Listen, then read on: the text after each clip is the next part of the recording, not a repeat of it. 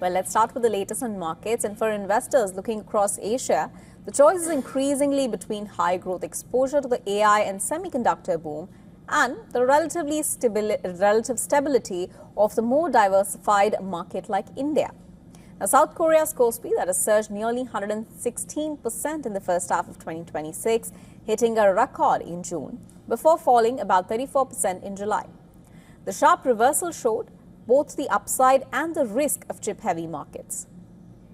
South Korea and Taiwan offer direct exposure to the global AI hardware cycle, but that also means that markets can move sharply when chip demand, valuations, or AI spending expectations change. India, by contrast, is driven by a broader mix of banking, consumption, tech, energy, and industrial companies.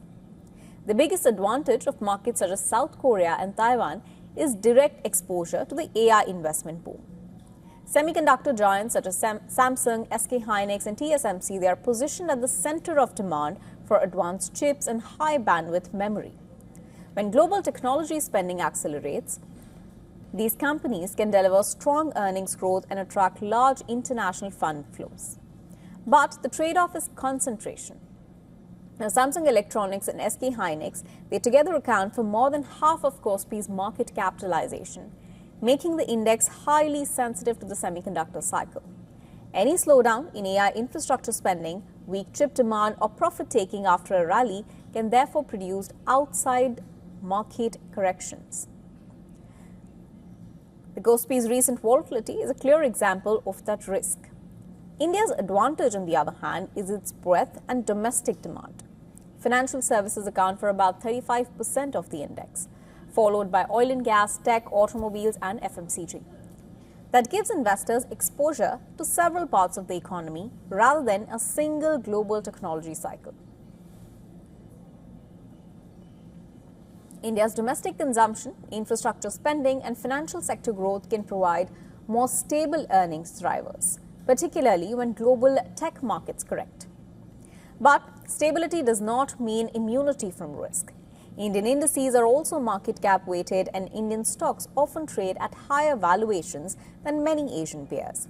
So the choice is not simply between a risky market and a safe one. Chip-heavy markets offer higher sensitivity to the AI boom, while India offers broader exposure to domestic growth. For investors, the key question is whether they want to maximize AI cycle exposure or balance that opportunity with diversification and stability.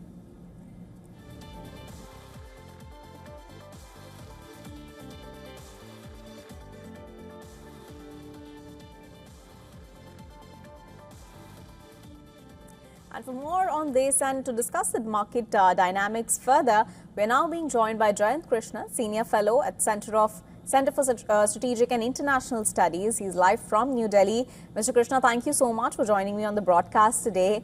Now, we were talking about the technology sector and diversification. If you had to choose today between Indian equities and South Korean or Taiwanese chip stocks, what would be the key deciding factor? What would drive that decision?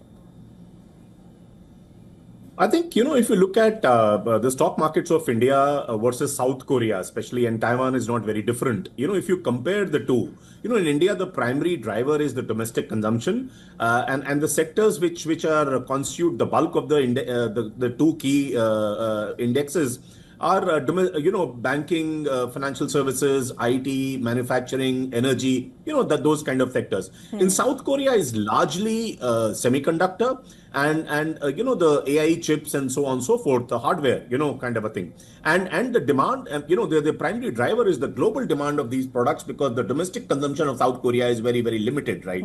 So what makes the profile more volatile? If you compare the two countries, in India, the profile is not as volatile, it is moderate, with the steady compounding which happens, right? Whereas in South Korea, it is a very, very high volatile market. And linked to global technology cycles, which keep changing, and AI exposure, if you look at, India has only indirect AI exposure when it comes to Nifty as well as Sensex, only through IT services companies, where it is very, very direct in South Korea and Taiwan, via AI hardware, memory chip makers, and so on and so forth, and how sensitive the ranking is, the only issue is, in India, the overall index, it underperforms during, global technology bull runs. Whereas in South Korea and Taiwan, whenever there is a, global technology bull runs, the market outperforms, right? But it's a risky business. So I think I would think, there is no straight answer. First of all, as a person, I never give guidance for investments. But the fact is that, you should have a diversified portfolio and not lay all eggs in one basket. That's very, very clear. India is safer, but the returns are also not as huge if you look at what these Correct. Asian markets have seen, right?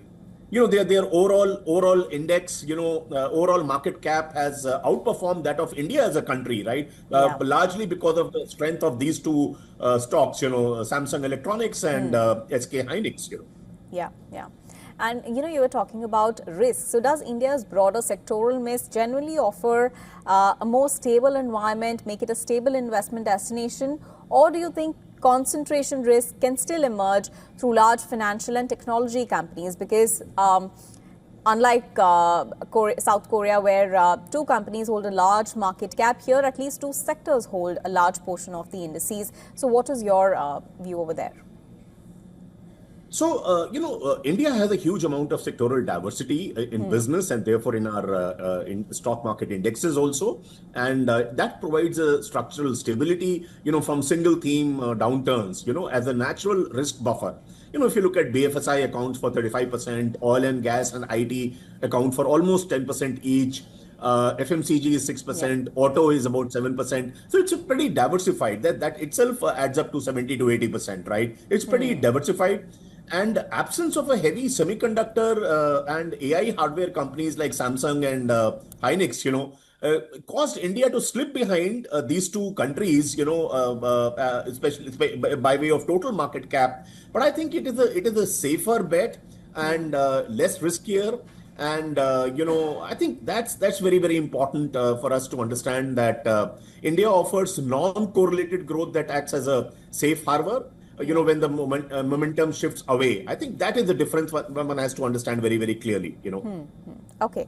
And Mr. Krishna, speaking conversely, if the AI boom accelerates, do you think Indian equities could underperform simply because they lack the same direct semiconductor exposure as you mentioned earlier? And given that many Asian peers, they've already seen record valuations, Indian stocks had a relatively slower growth.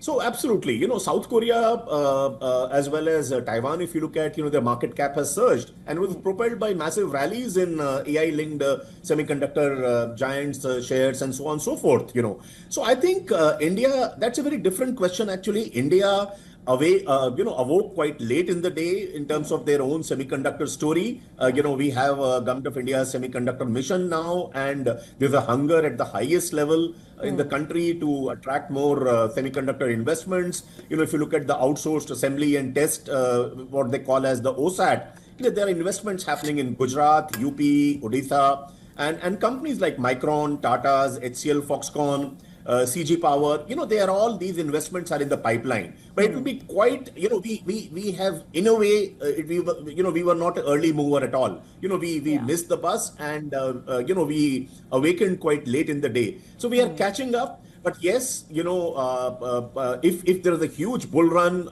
by way of tech stocks and so on and so forth, and especially technology stocks, when it comes to AI chips as well as semiconductors, I think for quite some time we'll miss that bus. And therefore it's imperative for India to catch up and show huge amount of hunger all over the world to attract these investments. All right, thank you so much, Mr. Krishna. We'll keep tracking how soon India, in fact, catches up on the AI and semiconductors growth. Thank you so much for joining me on this broadcast today. On that note, I'll let you go. My pleasure.